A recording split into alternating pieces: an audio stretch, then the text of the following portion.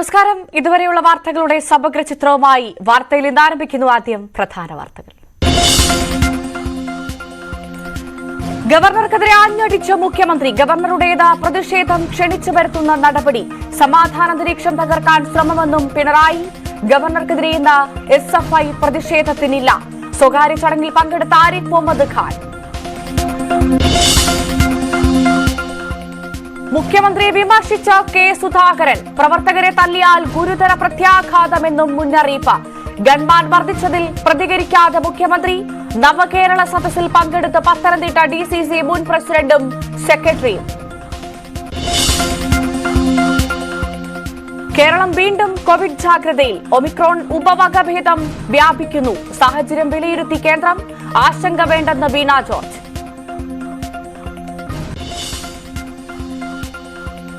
Parliament അതിക്രമം അതീവ ഗൌരവതരമെന്ന് പ്രധാനമന്ത്രി. വിശദമായ അന്വേഷണം ആവശ്യം. രാഷ്ട്രീയം കളിക്കാനുള്ള സമയമല്ലെന്ന് മോദി. പാർലമെന്റിൽ നാളെ പ്രതിഷേധം ശക്തമാക്കാൻ പ്രതിപക്ഷം.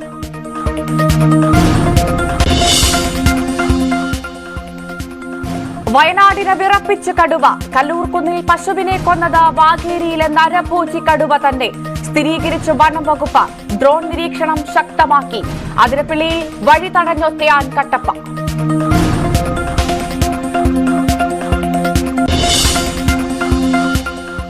കൊച്ചിയിൽ 52-കാരിയെ ബലാത്സംഗം ചെയ്ത കേസിൽ തെളിവെടുപ്പ്. സ്ത്രീയുടെ ആരോഗ്യനില തൃപ്തികരം.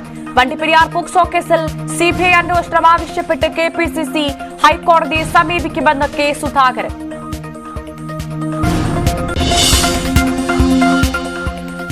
സംസ്ഥാനത്ത് പലയിടത്തും കനത്ത മഴ. 4 ജില്ലകളിൽ ഓറഞ്ച് അലർട്ട്. 6 ജില്ലകളിൽ യെല്ലോ അലർട്ട്. കേരള ലക്ഷദ്വീപ് തീരങ്ങളിൽ മത്സ്യബന്ധനത്തിന് വിലക്ക്.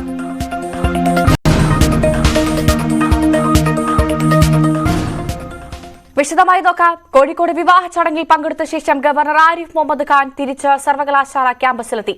11:45 കൂടിയാണ് ഗവർണർ കാലിക്കറ്റ് സർവകലാശാലയിൽ നിന്ന് കോഴിക്കോട് എത്തിയത്. സ്വകാര്യ പരിപാടിയായതിനാൽ ഗവർണർക്കെതിരെ ക്യാമ്പസിൽ ഇന്ന് പ്രതിഷേധമുണ്ടാവില്ല എന്ന നിലപാടിലാണ് SFI. നാളെയാണ് സർവകലാശാലയിലെ സെമിനാറിൽ ഗവർണർ പങ്കെടുക്കുക. നാളെ രാത്രി ഗവർണർ ക്യാമ്പസ് വിടും.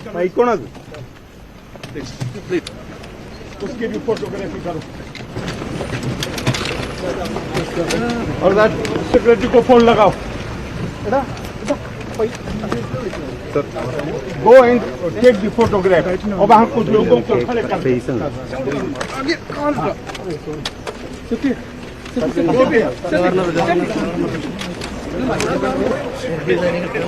और सेक्रेटरी को फोन लगाओ जरा राजभवन.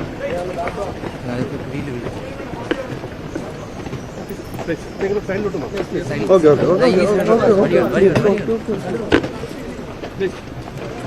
You might. इसकी फोटोग्राफी करो.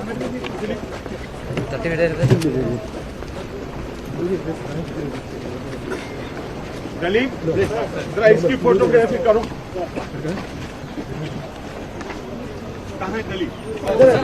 हाँ. सेक्रेटरी साहब को लगा.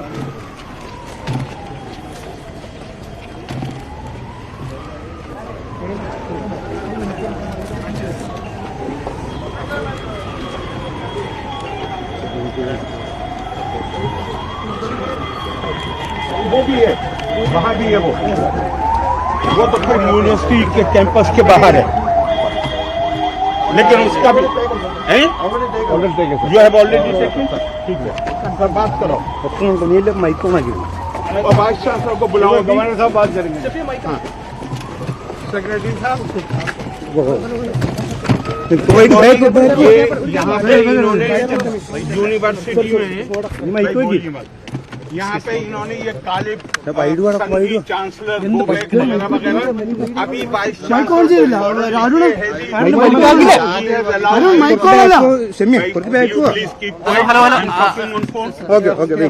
अभी वाइस चांसलर को अभी नोटिस भेजिए कि have you reported to the police how these banners are there and have you taken any action. और अगर जवाब आए कल इसके खिलाफ एक्शन लेना है.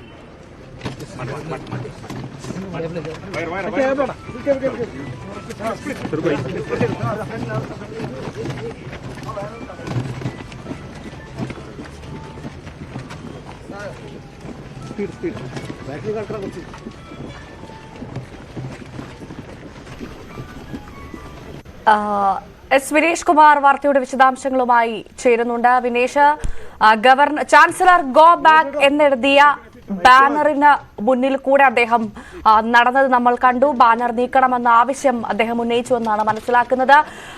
ആ വഴിയിൽ കൂടെ അദ്ദേഹം നടക്കാനുണ്ടായ സാഹചര്യം എന്തായിരുന്നു എന്ന പ്രതിഷേധം ഉണ്ടായിരുന്നില്ല. ഏത് പശ്ചാത്തലത്തിൽ അദ്ദേഹം വഴികളിൽ കൂടെ കാറിൽ നിന്നിറങ്ങി നടക്കാനുണ്ടായ സാഹചര്യം ഉണ്ടായത്? എന്താണ് നിലവിൽ സംഭവിക്കുന്നത്? വിശദാംശങ്ങൾ.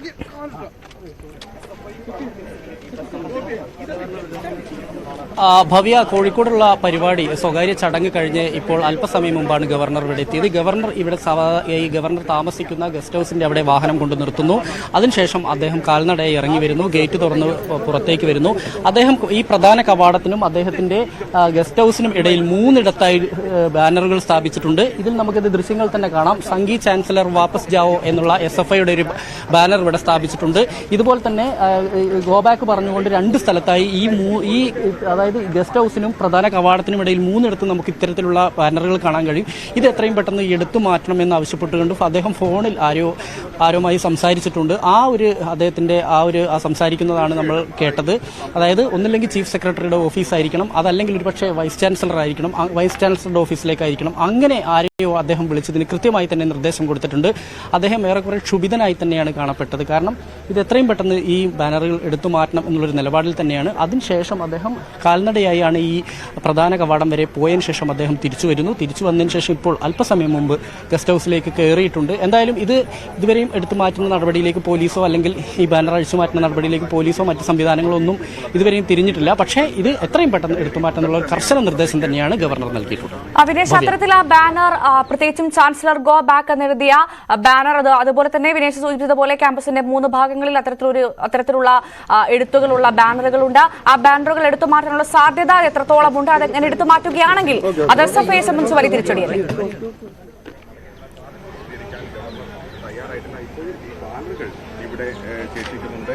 ഇന്നലെ പ്രധാനമായും സമരം ചെയ്ത സമയത്ത് അവർ പറഞ്ഞൊരു കാര്യമുണ്ട്. ഈ ബാനറുകൾ എടുത്തു മാറ്റണം എന്ന് പോലീസ് നിർദ്ദേശം നൽകിയിരുന്നു SFI പ്രവർത്തകർക്ക്. പക്ഷേ ബാനർ അവിടെ തന്നെ നിൽക്കുകയാണെങ്കിൽ ഞങ്ങൾക്ക് പ്രശ്നമില്ല. ബാനർ എടുത്തു മാറ്റിക്കഴിഞ്ഞാൽ അതിന്റെ പ്രത്യാഘാതം വളരെ വലുതായിരിക്കുമെന്ന് SFI നേതാക്കൾ ഇതിന് മുന്നറിയിപ്പ് നൽകുകയും ചെയ്തതാണ്. അതിന് തൊട്ട് പിന്നാലെയാണ് ഇപ്പോൾ ഇത്തരത്തിൽ ഈ ബാനർ അഴിച്ചു മാറ്റണം എന്നുള്ളൊരു കർശന നിർദ്ദേശം ഗവർണറുടെ ഭാഗത്തു നിന്ന് ഉണ്ടായിട്ടുള്ളത്. ഇവിടെ ഇപ്പോൾ ഈ ദൃശ്യങ്ങളിൽ കാണുന്നത് ഇത് കൂടാതെ ഇത്തരത്തിൽ 3 ഇടത്തായി കറുത്ത ബാനറുകൾ തന്നെയാണ് സ്ഥാപിച്ചിട്ടുള്ളത്. അതിൽ പ്രധാന കവാടത്തിൽ വലിയൊരു ബാനർ സ്ഥാപിച്ചിട്ടുണ്ട്. അദ്ദേഹം ഇങ്ങോട്ട് വരേണ്ട ആവശ്യമില്ല എന്ന് പറഞ്ഞുകൊണ്ടാണെന്ന്.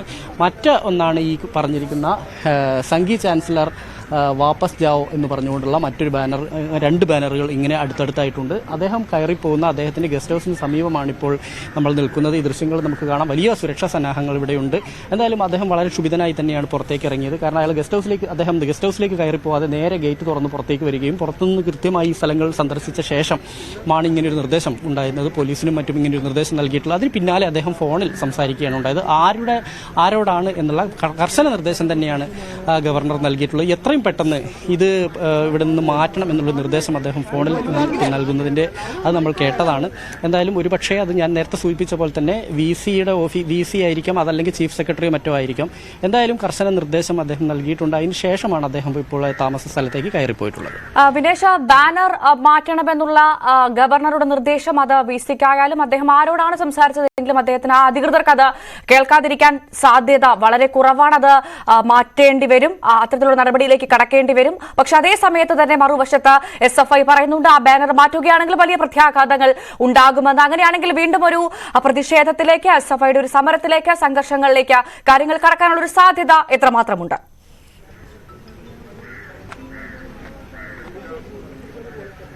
ഞാൻ സൂചിപ്പിച്ചല്ലോ ഭവ്യ, ഇന്നലെ തന്നെ പറഞ്ഞതാണ് ഈ ബാനർ ഒരു കാരണവശാലും എടുത്തു മാറ്റരുത് എന്നുള്ളൊരു നിലപാടിൽ തന്നെയാണ് SFI അത് കൃത്യമായുള്ള ഒരു മുന്നറിയിപ്പ് നൽകിയതാണ്. ഇത് എടുത്തു മാറ്റാൻ പോലീസ് ആവശ്യപ്പെട്ടതാണ്. കാരണം യഥാർത്ഥത്തിൽ ഗവർണർ ഇവിടുത്തെ ചാൻസലർ കൂടിയാണ്. സ്വാഭാവികമായും ചാൻസലറെ ഈ രീതിയിൽ അപമാനിച്ചുകൊണ്ട് അവഹേളിച്ചുകൊണ്ടുള്ള പോസ്റ്ററുകൾ അല്ലെങ്കിൽ ബാനറുകൾ സ്ഥാപിക്കരുത് എന്നുള്ളൊരു നിർദ്ദേശം ഇന്നലെ പോലീസ് SFI നേതാക്കൾക്ക് നൽകിയതാണ്. പക്ഷേ അവരത് അഴിച്ചു മാറ്റാൻ തയ്യാറായില്ല എന്നുള്ളതാണ്. അതുകൊണ്ട് തന്നെയാണ് വളരെ ക്ഷുഭിതനായി കൊണ്ട് തന്നെയാണ് അദ്ദേഹം ഇത് എത്രയും പെട്ടെന്ന് ഇവിടുന്ന് അഴിച്ചുമാറ്റണമെന്നാവശ്യപ്പെട്ടുകൊണ്ട് കൂടെയുള്ള അവിടെ ഉണ്ടായിരുന്ന പോലീസിനോട് കൂടാതെ അദ്ദേഹം ഫോണിലും സംസാരിച്ചത് ഇത് തന്നെയാണ്. നമുക്കറിയാം LDF ഇടത് സംഘടനകൾക്ക്, വിദ്യാർത്ഥി സംഘടനയ്ക്ക്, SFIക്ക് വലിയ സ്വാധീനമുള്ള ഒരു ക്യാമ്പസാണിത്. സ്വാഭാവികമായും അവരുടെ ഒരു നിയന്ത്രണത്തിൽ തന്നെയാണ് കാര്യങ്ങൾ പോയിക്കൊണ്ടിരിക്കുന്നത്. അതുകൊണ്ട് തന്നെ ഈ ബാനറുകളും മറ്റും ഒന്നും ഇവിടുന്ന് എടുത്തു മാറ്റില്ല, അത് തങ്ങളുടെ ഒരു അവകാശമാണ് എന്നുള്ള രീതിയിൽ തന്നെയാണ് ഇവർ പറയുന്നത്. ഇന്നലെ അതിനുള്ളൊരു ശ്രമം പോലീസിന്റെ ഭാഗത്തുനിന്നുണ്ടായപ്പോൾ പരാജയപ്പെടാനുള്ളൊരു കാരണം അതുതന്നെയാണ്. എന്തായാലും ഇനിയിപ്പോൾ അത് പോലീസ്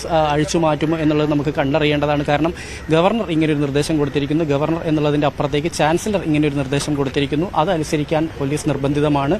അതുകൊണ്ട് തന്നെ ഒരുപക്ഷെ അത്തരത്തിലുള്ളൊരു നടപടിയിലേക്ക് പോകും എന്നുള്ള കാര്യത്തിൽ സംശയമില്ല. എന്തായാലും അത് അഴിച്ചു മാറ്റുന്ന പക്ഷം ഒരുപക്ഷെ SFI വീണ്ടും പ്രതിഷേധവുമായി വരാൻ സാധ്യതയുണ്ട്. പക്ഷേ ഇന്ന് ഞായറാഴ്ച ആയതുകൊണ്ടും ഇന്ന് ഗവർണർക്ക് പൊതുപരിപാടികൾ ഇല്ലാത്തതുകൊണ്ടും ഇന്ന് തൽക്കാലത്തേക്ക് പ്രതിഷേധ പരിപാടികൾ വേണ്ട എന്നുള്ളൊരു നിലപാടിലേക്ക് SFI എത്തിച്ചേർന്നതാണ്. ഇത് അഴിച്ചു മാറ്റുന്നതോടെ ഒരുപക്ഷെ നാളെ വീണ്ടും ഈ ക്യാമ്പസ് പ്രക്ഷുബ്ധമാവും എന്നുള്ള കാര്യത്തിൽ സംശയമില്ല. വലിയ പ്രക്ഷോഭങ്ങളിലേക്ക് സാധ്യതയുണ്ട്. വിദ്യാർത്ഥി സംഘടനകൾ സമരവുമായി വരാനുള്ളൊരു സാധ്യത കൂടിയുണ്ട്. ഇന്നിനി ഗവർണർക്ക് പ്രത്യേകിച്ച് പരിപാടികളൊന്നും തന്നെയില്ല. അദ്ദേഹം ഇവിടെ വിശ്രമത്തിലായിരിക്കും. ഞാൻ കാണുന്നത് ഗസ്റ്റ് ഹൗസിൽ അദ്ദേഹം വിശ്രമത്തിലായിരിക്കും. പക്ഷേ നാളെ അദ്ദേഹത്തിന് ഉച്ചയ്ക്ക് ശേഷം പരിപാടിയുണ്ട്. ഇതിൻ്റെ സമീപം തന്നെയാണുള്ളത് ഭാരതീയ വിചാര കേന്ദ്രത്തിൻ്റെ ഒരു ശ്രീനാരായണ ഗുരുവുമായി ബന്ധപ്പെട്ടൊരു സെമിനാറാണുള്ളത്. ആ സെമിനാറിൽ കർശനമായ സുരക്ഷാ സംവിധാനങ്ങളാണ്. ഇപ്പോൾ തന്നെ ഈ ക്യാമ്പസിന് ചുറ്റും തന്നെ 600-660ഓളം പോലീസിനെ വിന്യസിച്ച് കഴിഞ്ഞിട്ടുണ്ട്. ക്യാമ്പസിനകത്തേക്ക് പ്രധാന കവാടം കൂടാതെ മറ്റു പല ഭാഗങ്ങളിലേക്ക് കയറാനുള്ള സംവിധാനമുണ്ട്. അതിലെല്ലാം തന്നെ ആളുകളെ കടത്തിവിടാത്ത രീതിയിൽ കർശന പരിശോധന നടത്തിയാണ് ഇതിനകത്തേക്ക് കടത്തിവിടുന്നത്. എന്തായാലും ഗവർണർ നൽകിയിരിക്കുന്ന നിർദ്ദേശം അല്പസമയത്തിനകം തന്നെ നടപ്പാക്കുമോ എന്നുള്ള കാര്യം പോലീസിന്റെ ഭാഗത്ത് നിന്ന് അത്തരത്തിലൊരു നീക്കമുണ്ടാകുമോ എന്നുള്ളത് നമുക്ക് കണ്ടറിയേണ്ടതുണ്ട്. ശരി, എന്തായാലും SFIയെ സംബന്ധിച്ച് വലിയ സ്വാധീനമുള്ള ക്യാമ്പസാണ്. ആ ക്യാമ്പസിൽ ചാൻസലറുടെ നിർദ്ദേശം എത്ര വേഗത്തിൽ അവിടുത്തെ അധികൃതർ കേൾക്കും, നടപടി സ്വീകരിക്കുമെന്നതാണ് ഇനി അറിയാനുള്ളത്. നമുക്ക് MS അനീഷ് കുമാറിലേക്ക് കൂടി കടക്കേണ്ടതുണ്ട്. MS അനീഷ് കുമാർ ചേരുന്നു. അനീഷ്, എന്തായാലും ഗവർണർ അദ്ദേഹം ഒരു വിവാഹ ചടങ്ങിൽ പങ്കെടുക്കാനുണ്ടായിരുന്നു. ആ ചടങ്ങിന് ശേഷം അദ്ദേഹം തിരിച്ചെത്തി. വലിയ പോലീസ് സന്നാഹത്തിന്റെ അകമ്പടിയോടുകൂടിയാണ് ഗവർണർ എത്തിയത്. വഴിയരികിലൊന്നും യാതൊരു തരത്തിലുള്ള പ്രതിഷേധവും ഉണ്ടായിരുന്നില്ലല്ലോ, അല്ലെ?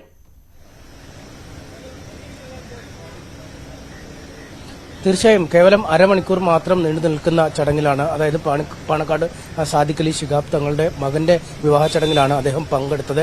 11:45 എത്തി. ഏതാണ്ട് 12:20 ആയപ്പോൾ 12:15 കഴിഞ്ഞപ്പോൾ അദ്ദേഹം മടങ്ങുകയും ചെയ്തു. സാമൂഹ്യ സാംസ്കാരിക രാഷ്ട്രീയ മേഖലകളിലെ നിരവധി പ്രമുഖരായ ആളുകളാണ് ഈ ചടങ്ങിൽ പങ്കെടുത്ത് കോൺഗ്രസിന്റെയും മറ്റ് മുസ്ലിം ലീഗിന്റെയും CPIന്റെയും ഒക്കെ ഭാഗത്തുനിന്നുള്ള വലിയ നേതാക്കൾ പങ്കെടുത്ത ചടങ്ങാണ്.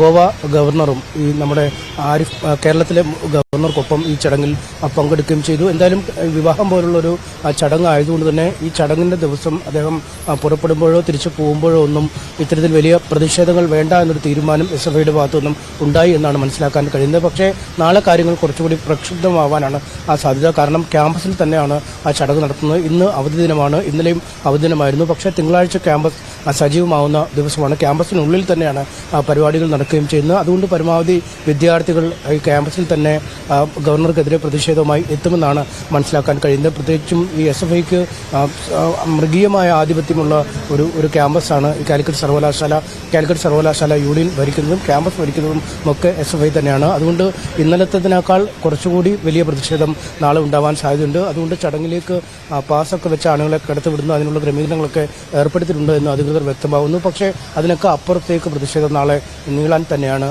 സാധ്യത. ഏതെങ്കിലും തരത്തിലുള്ള ഒരു മറ്റു പരിപാടികൾ അദ്ദേഹത്തിന് ഗവർണർക്ക് ഇന്നുണ്ടോ അനീഷ് കോഴിക്കോട്?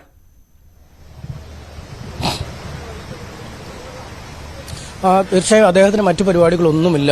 ഈ രണ്ട് പരിപാടികൾ പങ്കെടുക്കാൻ, അതും ഈ സർക്കാരിന്റെ ഔദ്യോഗിക പരിപാടികളോ അല്ലെങ്കിൽ ഗവർണറുടെ ഔദ്യോഗിക പരിപാടികളോ ഒന്നുമല്ല. ഒന്ന് ഈ പാണക്കാട് സാദിഖ് അലി ശിഹാബ് തങ്ങളുടെ മകന്റെ വിവാഹ ചടങ്ങിൽ പങ്കെടുക്കുക എന്നാണ്. മറ്റൊന്ന് ഈ ഭാരതീയ വിചാര കേന്ദ്രവും സനാതന ധർമ്മ ചേർന്ന പേരിലുള്ള ഒരു സംഘടനയും, ഈ രണ്ട് ആളുകളും സംയുക്തമായി സംഘടിപ്പിക്കുന്ന ഈ സംഘപരിവാർ ആഭിമുഖ്യമുള്ള സംഘടനയാണ് ഭാരതീയ വിചാര കേന്ദ്രം. അവർ സംഘടിപ്പിക്കുന്ന ഒരു സെമിനാറിൽ, ശ്രീനാരായണ ഗുരുവുമായി ബന്ധപ്പെട്ട ഒരു സെമിനാറിൽ പങ്കെടുക്കുന്നതിനായാണ് എത്തുന്നത്. അല്ലെങ്കിൽ ഈ രണ്ട് ചടങ്ങുകൾ മാത്രമാണുള്ളത്. പക്ഷേ നേരത്തെ കോഴിക്കോട് ഗസ്റ്റ് ഹൌസിൽ തങ്ങിയ ശേഷമാണ് ഈ പരിപാടികളിൽ പങ്കെടുക്കാൻ ആലോചന ഇട്ടിരുന്നത്. ആ സമയത്താണ് SFIയുടെ ഒരു വെല്ലുവിളി എത്തുന്നത്. കേരളത്തിലെ ക്യാമ്പസുകളിൽ ഗവർണറെ കാലുകുത്താൻ അനുവദിക്കില്ല എന്ന രീതിയിലൊരു വെല്ലുവിളി എത്തിയത്. ആ സമയത്ത് എന്നാൽ അതിന് ബദലായി തന്നെ എന്നാൽ ക്യാമ്പസിൽ തന്നെ താൻ 3 ദിവസം താമസിക്കാം എന്നൊരു തീരുമാനത്തിലേക്ക് ഗവർണർ എത്തുകയായിരുന്നു. ഇതിനോടനുബന്ധിച്ചാണ് ഈ ഭാരതീയ വിചാര കേന്ദ്രവുമായി ബന്ധപ്പെട്ടുള്ള ആ ചടങ്ങ് സംഘടിപ്പിക്കുകയും അല്ലെങ്കിൽ ആ സെമിനാർ സംഘടിപ്പിക്കുകയും ചെയ്തിരുന്നു. എന്തായാലും SFIയുടെ വെല്ലുവിളി ഏറ്റെടുക്കാൻ കൂടിയുള്ളൊരു പരിപാടിയായാണ് ക്യാമ്പസിനുള്ളിൽ തന്നെ അങ്ങനൊരു പരിപാടി സംഘടിപ്പിച്ചിരിക്കുന്നത്. മറിച്ച് മറ്റു പരിപാടി നേരത്തെ തന്നെ നിശ്ചയിച്ച വിവാഹ ചടങ്ങാണ്. അതിൽ പങ്കെടുക്കുകയും ചെയ്തു. സാധാരണഗതിയിൽ ഈ വിവാഹ ചടങ്ങ് നടക്കുന്നതിനൊക്കെ വളരെ അടുത്താണ് കോഴിക്കോട് ഗസ്റ്റ് ഹൗസ് ഉള്ളത്. വളരെയധികം സജ്ജീകരണങ്ങളുള്ള എല്ലാ രീതിയിലും മന്ത്രിമാരും മറ്റ് VVIPകളും ഒക്കെ തങ്ങുന്ന ഗസ്റ്റ് ഹൗസുമാണ് അത്. പക്ഷേ അതൊഴിവാക്കി തേഞ്ഞിപ്പാലത്ത് നിന്നും ഇവിടെ വരെ എത്തുക, ഇവിടുന്ന് തിരിച്ച് അവിടെ വരെ പോവുക, അതിനുശേഷം ഇന്നും ക്യാമ്പസിൽ തന്നെ തങ്ങുക, നാളെ പൊതുപരിപാടിയിൽ അല്ലെങ്കിൽ ക്യാമ്പസിലെ പരിപാടിയിൽ പങ്കെടുത്ത് രാത്രി തിരുവനന്തപുരത്തേക്ക് മടങ്ങി പോവുക എന്നതാണ് ഗവർണർ പദ്ധതി ഇട്ടിരിക്കുന്നത്. എന്തായാലും ഒരു പുതിയ പോർമുഖം തുറക്കപ്പെട്ടിരിക്കുകയാണ്. കാരണം ക്യാമ്പസിൽ പലയിടങ്ങളിലായി SFI ഈ ബാനറുകൾ കെട്ടിയിട്ടുണ്ട്. ക്യാമ്പസിന്റെ പലയിടങ്ങളിലായി ഈ നോട്ടീസുകൾ പതിച്ചിട്ടുണ്ട് ഗവർണർക്കെതിരെ വളരെ രൂക്ഷമായ ഭാഷയിലുള്ള. അത് നീക്കം ചെയ്യണമെന്ന ഗവർണറുടെ ആവശ്യത്തോട് പോലീസും സർവകലാശാല അധികൃതരും എങ്ങനെ പ്രതികരിക്കുമെന്ന് അറിയില്ല.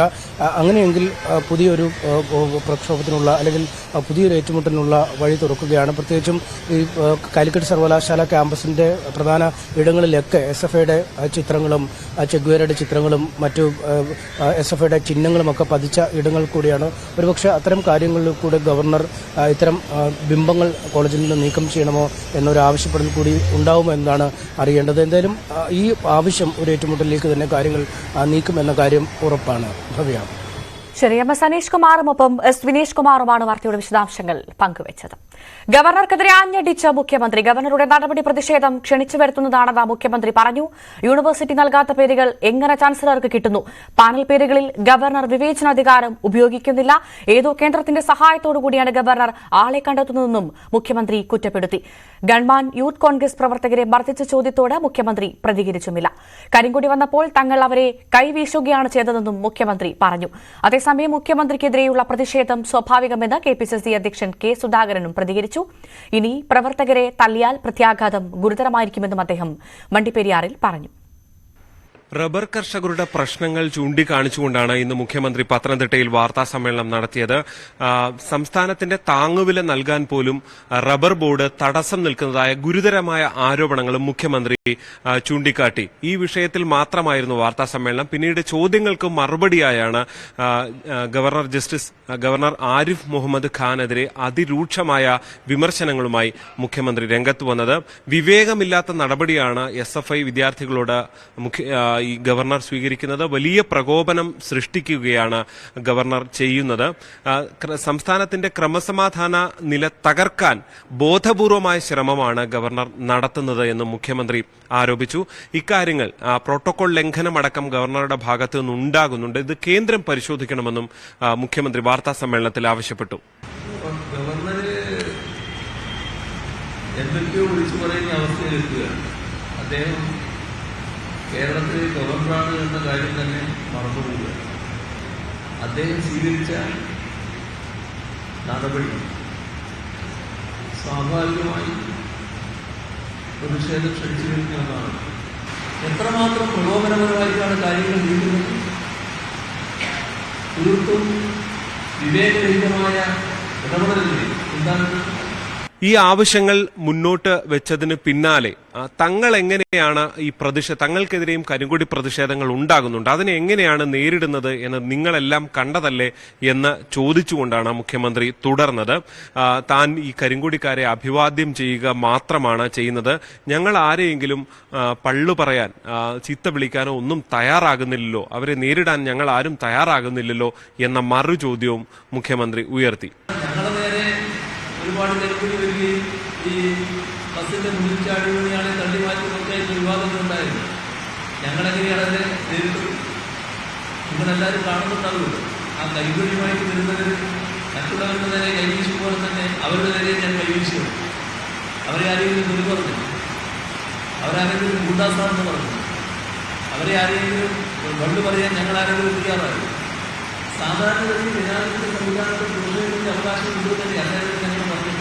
അത് അക്രമ രൂപത്തിലേക്ക് മാറുന്നു മാത്രമല്ലേ പറഞ്ഞു. എന്തായാലും ഈ വിഷയങ്ങളോട് KPCC അധ്യക്ഷൻ കെ സുധാകരനും അതിരൂക്ഷമായ പ്രതികരണമാണ് നടത്തുന്നത്. ഇനി തങ്ങളുടെ അണികളെ തല്ലിയാൽ അത് ഇതുവരെ കാണാത്തത്ര പ്രത്യാഘാതമുണ്ടാകുമെന്നാണ് വണ്ടിപ്പെരിയാറിൽ സംസാരിച്ച കെ സുധാകരൻ വ്യക്തമാക്കുന്നത്. അയാൾക്ക് നാണമുണ്ടോ ഈ പിണറായിക്ക് പറയാൻ? അദ്ദേഹം അവരെ പരിരക്ഷിക്കാനാണ്, സംരക്ഷിക്കാനാണ് ഈ തല്ല് എന്ന് പറയാൻ അദ്ദേഹത്തിന് നാണവും മാനവും ഉണ്ടോ ചോദിക്കാൻ ഞാൻ. ഇത്രയും നറുകെട്ട സംഭവം, ഇത്രയും നാണം കെട്ട സംഭവം ഇയാളെ കാലത്തല്ലാതെ മറ്റൊരു മുഖ്യമന്ത്രിയുടെ കാലത്ത് ഉണ്ടായിട്ടില്ല. ഇതിനു മുമ്പെന്താ ഇടതുപക്ഷ മുഖ്യമന്ത്രിമാർ പോയിട്ടില്ലേ? എവിടെയെങ്കിലും കലാപം ഉണ്ടാക്കിയിട്ടുണ്ടോ? ഇതുപോലെ എവിടെയെങ്കിലും CPM-ന്റെ ഗുണ്ടകളും മന്ത്രിയുടെ ബോഡി ഗാർഡുകളും തല്ലാൻ വന്നിട്ടുണ്ടോ? ഇനിയൊരു അടി നമ്മളെ കുട്ടികൾക്ക് കിട്ടിയാൽ ആ പ്രതികരണം വളരെ ഗുരുതരമായിരിക്കുമെന്ന് മാത്രം ഞാൻ പിണറായിയെ ഓർമ്മിപ്പിക്കാൻ ഈ അവസരം വിനിയോഗിക്കുന്നു. എന്തായാലും ആലപ്പുഴയിലടക്കം ഗൺമാൻമാർ ഈ പ്രതിഷേധക്കാരെ തല്ലിയ വിഷയത്തിൽ മുഖ്യമന്ത്രി പ്രതികരണത്തിന് തയ്യാറായിട്ടില്ല. അതിനു മുൻപ് തന്നെ വളരെ പെട്ടെന്ന് സമയം അവസാനിച്ചു എന്ന് പറഞ്ഞ് അവസാനിപ്പിക്കുകയായിരുന്നു. ഇതിനുശേഷമാണ് ചോദ്യം വന്നത്. പക്ഷെ അതിനോട് മറുപടി പറയാതെ മൈക്ക് ഓഫ് ചെയ്ത് മുഖ്യമന്ത്രി ഇവിടെ നിന്ന് പോവുകയാണ് ചെയ്തത്. ഈ അവസാന ജില്ലകളിലേക്ക് ഈ പ്രതിഷേധം പോകുമ്പോൾ അത് പ്രതിഷേധവും ഒപ്പം തന്നെ അതിനെ നേരിടുന്ന രീതിയിലും കൂടുതൽ ശക്തമായ ഒരു പോരുണ്ടാകുന്ന കാഴ്ചയാണ് നമുക്ക് കാണാൻ സാധിക്കുന്നത്. ഇമ്മാനുവൽ തോമസിനൊപ്പം G ശ്രീജിത്ത്, News 18 പത്തനംതിട്ട. സംസ്ഥാനത്ത് വീണ്ടും കോവിഡ് വ്യാപനം. കോവിഡിന്റെ ഉപവകഭേദം JN.1 ആണ് വ്യാപിക്കുന്നത്. ഇന്നലെ 302 പേർക്ക് കോവിഡ് സ്ഥിരീകരിച്ചതോടെ ആരോഗ്യവകുപ്പ് നിരീക്ഷണം ശക്തമാക്കി. ആശങ്കപ്പെടേണ്ട സാഹചര്യമില്ലെന്ന് മന്ത്രി വീണ ജോർജ് പറഞ്ഞു. കേന്ദ്ര ആരോഗ്യ മന്ത്രാലയവും സാഹചര്യം നിരീക്ഷിക്കുന്നുണ്ട്.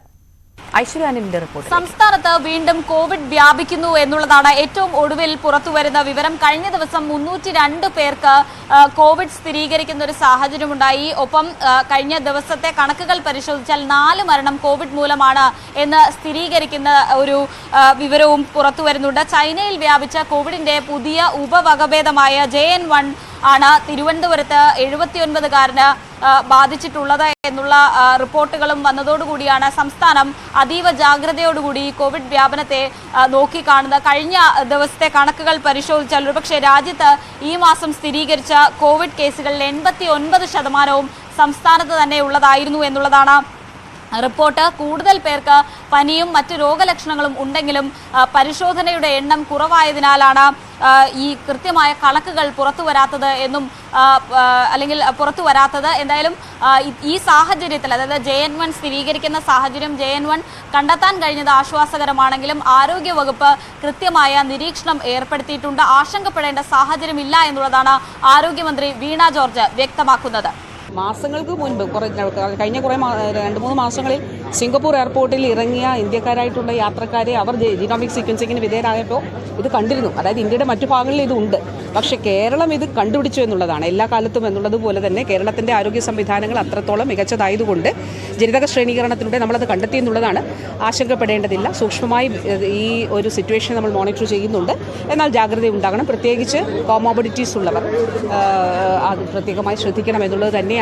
പ്രതിരോധ ശേഷി കുറയ്ക്കുന്ന വേഗത്തിൽ വ്യാപന ശേഷിയുള്ള വൈറസാണ് ഈ JN.1 കോവിഡിന്റെ ഉപവകഭേദം. എന്തായാലും കേന്ദ്രം നേരത്തെ തന്നെ നിർദ്ദേശം നൽകിയിട്ടുണ്ട്. കഴിഞ്ഞ ദിവസങ്ങളിലെ കണക്ക് പരിശോധിച്ചപ്പോൾ സംസ്ഥാനത്ത് കോവിഡ് കേസുകളുടെ എണ്ണം കൂടുതലായതിനാൽ തന്നെ കേന്ദ്രത്തിന്റെ, അതായത് ഇനിയും വരും ദിവസങ്ങളിൽ കോവിഡ് ബാധിതരുടെ എണ്ണം വർദ്ധിക്കും എന്നുള്ള കേന്ദ്ര ആരോഗ്യ മന്ത്രാലയത്തിന്റെ ഒരു മുന്നറിയിപ്പുണ്ട്. ആ നിർദ്ദേശത്തിന്റെ കൂടി അടിസ്ഥാനത്തിൽ സംസ്ഥാനത്ത് ആരോഗ്യവകുപ്പ് നിരീക്ഷണം ശക്തമാക്കിയിട്ടുണ്ട്. പാർലമെന്റ് അതിക്രമം അതീവ ഗൌരവതരമെന്ന് പ്രധാനമന്ത്രി നരേന്ദ്രമോദി. സംഭവത്തിൽ വിശദമായ അന്വേഷണം ആവശ്യമാണ്. സംഭവത്തെ രാഷ്ട്രീയവൽക്കരിക്കരുതെന്നും പ്രധാനമന്ത്രി പറഞ്ഞു. ഒരു ദിനപത്രത്തിന് നൽകിയ അഭിമുഖത്തിലായിരുന്നു അദ്ദേഹത്തിന്റെ പ്രതികരണം. അതേസമയം കേസിലെ പ്രതികളുടെ മൊബൈൽ ഫോൺ അവശിഷ്ടങ്ങൾ പോലീസ് കണ്ടെടുത്തു. രാജസ്ഥാനിൽ വെച്ചാണ് അവശിഷ്ടങ്ങൾ കണ്ടെത്തിയത്. കത്തിക്കറിഞ്ഞ നിലയിലായിരുന്നു മൊബൈൽ ഫോണുകൾ ഉള്ളത്. മുഖ്യാസൂത്രകൻ ലളിത് ഝാ മൊബൈൽ ഫോണുകൾ നശിപ്പിച്ചുവെന്ന് മൊഴി നൽകിയിരുന്നു. അതേസമയം കേസിലെ പ്രതികൾ 2 വർഷത്തിനിടെ 3 ഇടങ്ങളിൽ യോഗം ചേർന്നിരുന്നതായാണ് പോലീസിന്റെ കണ്ടെത്തൽ. മൈസൂർ, ഗുരുഗ്രാം, ഡൽഹി എന്നിവിടങ്ങളിലാണ് യോഗം ചേർന്നത്. മുഖ്യാസൂത്രകൻ ലളിത് ഝായുടേത് തീവ്ര നിലപാടുകളുള്ള എഴുത്തുകളെന്നും പോലീസ് പറയുന്നു. സംസാരിച്ചു തുടങ്ങുന്നത് മുസ്ലിം രാഷ്ട്രീയത്തെക്കുറിച്ചാണ്, മുസ്ലിം വിരുദ്ധ രാഷ്ട്രീയത്തെക്കുറിച്ചാണ്. ഇസ്ലാമോഫോബിക് ആറ്റിറ്റ്യൂഡിന് കയ്യടി കിട്ടുന്ന ഒരു കാലത്താണ് നമ്മൾ ജീവിക്കുന്നത്. ദേശീയ തലത്തിലെടുക്കുമ്പോൾ പക്ഷേ ഒരു അന്യവൽക്കരണം. മോഡി റെജീമിന് ശേഷം യഥാർത്ഥത്തിൽ അങ്ങനെയൊരു വസ്തുത പ്രത്യക്ഷമായിട്ട് നമ്മൾ കണ്ടുകൊണ്ടിരിക്കുകയാണ്. കേരളത്തിൽ സ്ഥിതി മറിച്ചല്ലേ? നവകേരള യാത്ര മലപ്പുറം ജില്ലയിലെത്തിയപ്പം അവിടെ മുഖ്യമന്ത്രി സംസാരിക്കുന്നത് CAA NRCയെ കുറിച്ചാണ്. എന്തുകൊണ്ട് കഴിഞ്ഞ ജില്ലകളിലൊന്നും CAA NRCയെ കുറിച്ച് മുഖ്യമന്ത്രി പറഞ്ഞില്ല? സംഘികൾക്ക് മാത്രമല്ല കാവ്യ കമ്മ്യൂണിസ്റ്റുകൾക്ക് പോലും തട്ടം കണ്ട അലർജിയാണെന്നൊക്കെ പറഞ്ഞ് അതൊരു വിവാദം ഉണ്ടാക്കലായിരുന്നില്ലേ? തട്ടം ഊരിയ ആളുകള് മലപ്പുറത്ത് കണ്ടുവരുന്നതിൽ ഞങ്ങൾക്ക് വലിയ പങ്കുണ്ട് എന്നുള്ള രൂപത്തിലാണ് അന്ന് അനിൽകുമാർ സംസാരിച്ചിട്ടുള്ളത്. CPM മലപ്പുറത്തിന് വേണ്ടി ഒന്നും ചെയ്തിട്ടില്ല എന്നാണോ? ഒരു രൂപത്തില് ഒരു പൊയ്മുഖം കാണിച്ചുകൊണ്ടാണ് CPM എല്ലാ കാലത്തും ഈ സ്പെസിഫിക് ആയിട്ടുള്ള ജില്ലയെ കണ്ടുകൊണ്ടിരിക്കുന്നത്.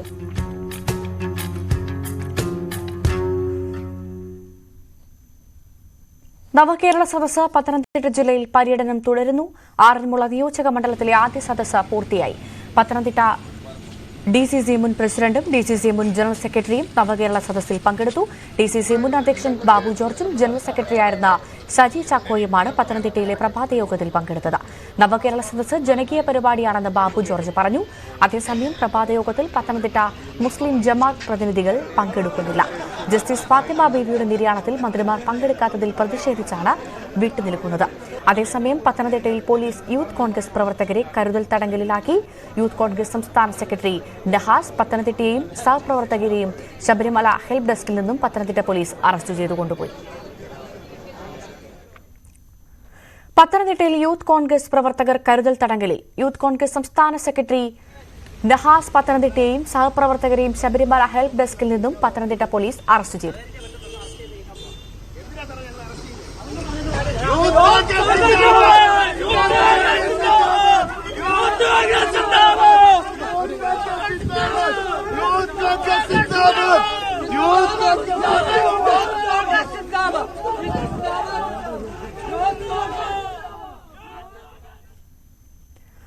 കാടിറങ്ങുന്ന വന്യത.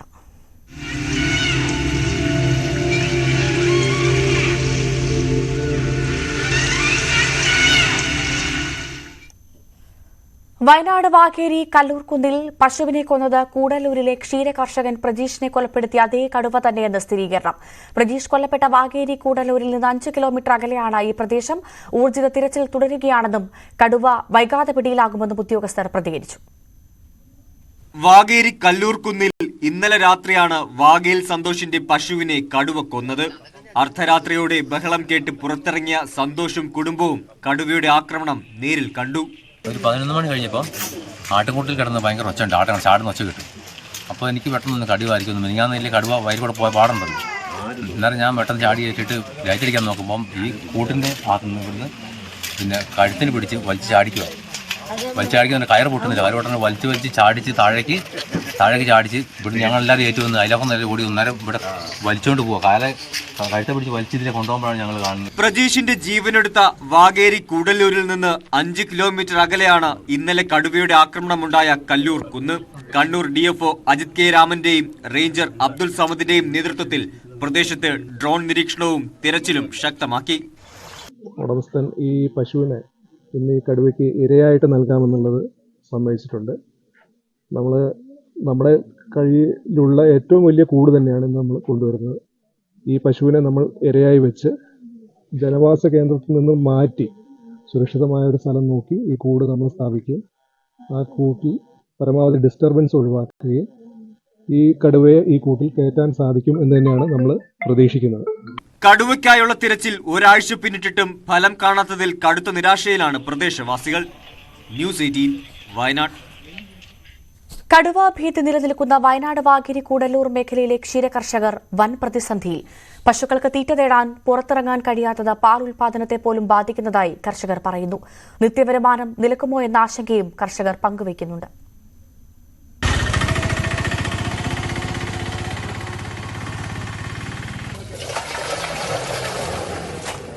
കൂടല്ലൂർ കവലയിലാണ് കടുവയുടെ ആക്രമണത്തിൽ കൊല്ലപ്പെട്ട പ്രജീഷിനൊപ്പം വാകേരിയിലെ ക്ഷീരകർഷകർ പാലളന്നിരുന്നത്.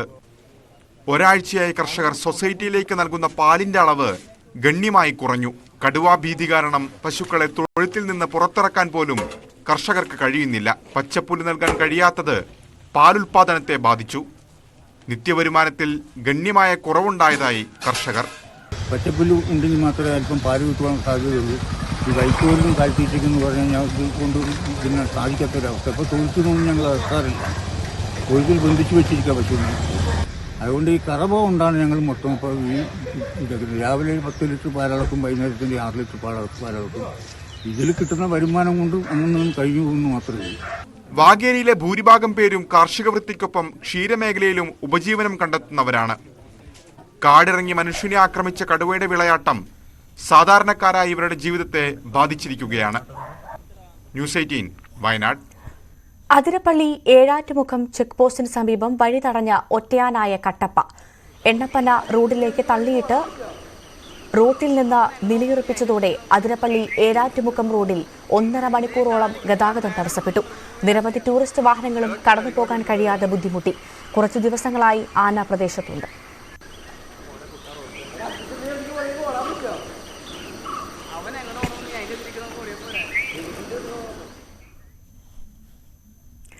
പത്തനംതിട്ടയിൽ തള്ളയാൻ ഉപേക്ഷിച്ച കുട്ടിയാന ചരിഞ്ഞു. റാന്നി RRT ഓഫീസിന് സമീപം പാർപ്പിച്ചു വരികയായിരുന്നു. തിരുവനന്തപുരം കോട്ടൂർ ആനപരിപാലന കേന്ദ്രത്തിലേക്കുള്ള യാത്രയിലാണ് ചരിഞ്ഞത്. 18 ദിവസമാണ് പ്രായം. റാന്നി കുറുമ്പൻമൂഴിയിലാണ് കുട്ടിയാനയെ തള്ളയാൻ ഉപേക്ഷിച്ചത്.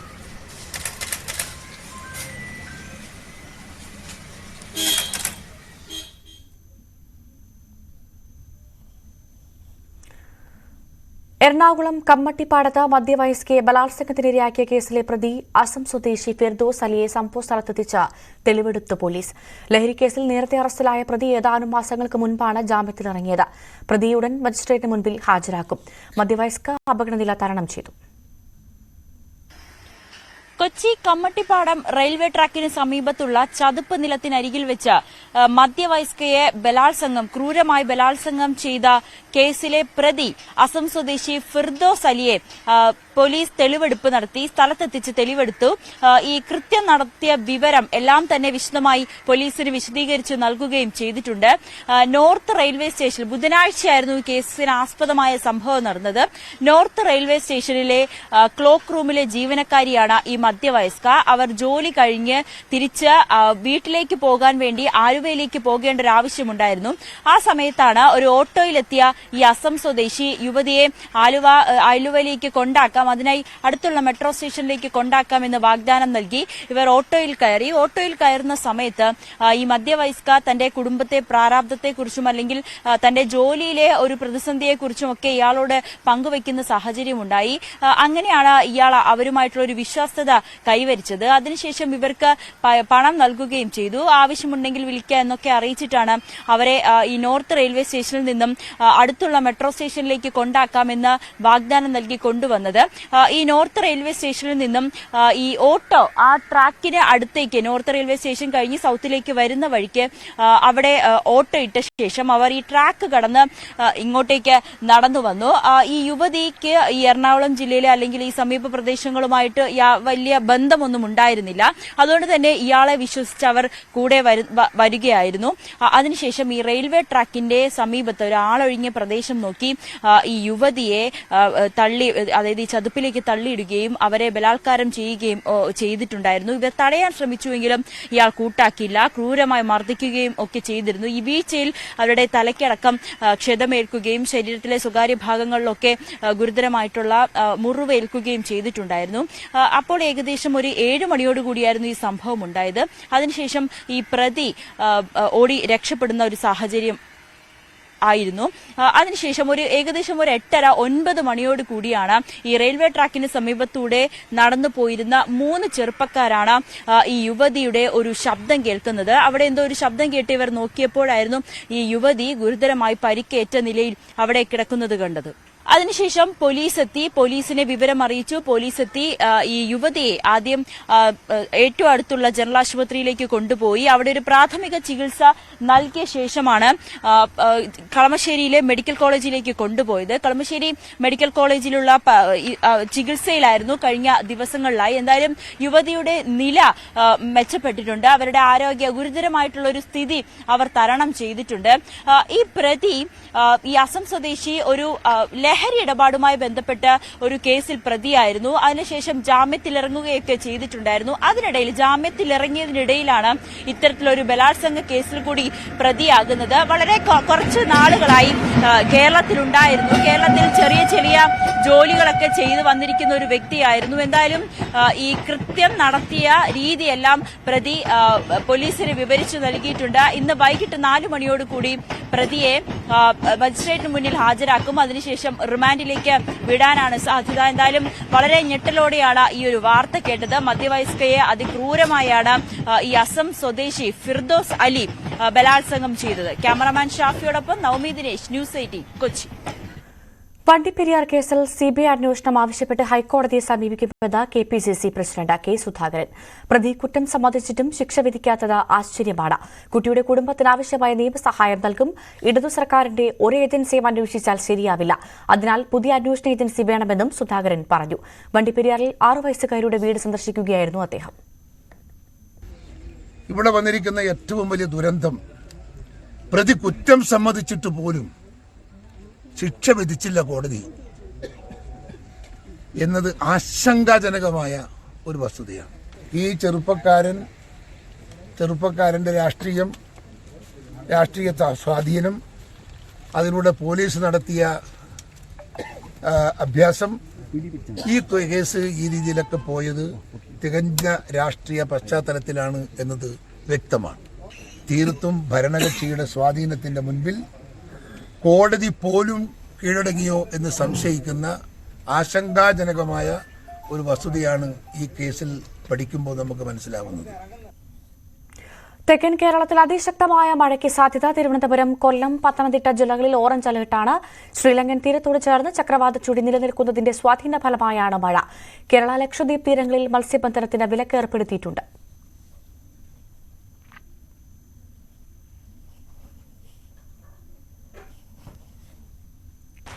സംസ്ഥാനത്ത് ഇന്ന് 4 ജില്ലകളിൽ ഓറഞ്ച് അലർട്ട് പ്രഖ്യാപിച്ചിരിക്കുകയാണ്. തിരുവനന്തപുരം, കൊല്ലം, പത്തനംതിട്ട, ഇടുക്കി ജില്ലകളിലാണ് അതിശക്തമായ മഴ മുന്നറിയിപ്പ് നൽകിയിട്ടുള്ളത്. ഈ 4 ജില്ലകളിലും ഏതെങ്കിലും തരത്തിൽ അധികൃതർ എവിടെ നിന്നെങ്കിലും മാറി താമസിക്കാൻ ആവശ്യപ്പെട്ടാൽ അവിടെയുള്ളവർ മാറി താമസിക്കണമെന്നുള്ള ഒരു ജാഗ്രതാ നിർദ്ദേശം നൽകിയിട്ടുണ്ട്. ഒപ്പം ആലപ്പുഴ, കോട്ടയം, എറണാകുളം, തൃശൂർ, പാലക്കാട്, മലപ്പുറം ജില്ലകളിൽ യെല്ലോ അലേർട്ടും പ്രഖ്യാപിച്ചിട്ടുണ്ട്. ഈ യെല്ലോ അലേർട്ട് പ്രഖ്യാപിച്ചിരിക്കുന്ന ജില്ലകളിലും ഒറ്റപ്പെട്ട ശക്തമായ മഴയുണ്ടാകുമെന്നുള്ളതാണ് മുന്നറിയിപ്പ്.